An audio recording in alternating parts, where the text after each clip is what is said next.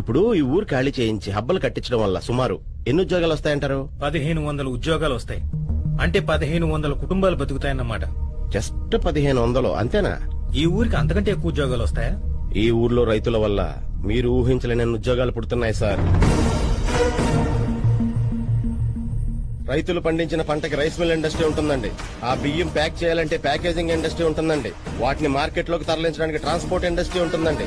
అమ్మడానికి షాపులు, సూపర్ మార్కెట్లు ఉంటాయండి. రైతులకి లోన్లు ఇవ్వడానికి బ్యాంకింగ్ ఇండస్ట్రీ ఉంటుందండి. మధ్యలో పంట పెరగడానికి కావాల్సిన ఎరువుల ఇండస్ట్రీ ఉంటుందండి.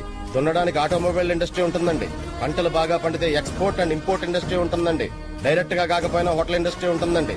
వీళ్ళ మీద పడి బతికే బ్రోకర్ల ఇండస్ట్రీ ఉంటుందండి. వీళ్ళ ఓట్ల కోసం హామీలు గుప్పించే పొలిటికల్ ఇండస్ట్రీ ఉంటుందండి. ఉంటాయా ఉండవా?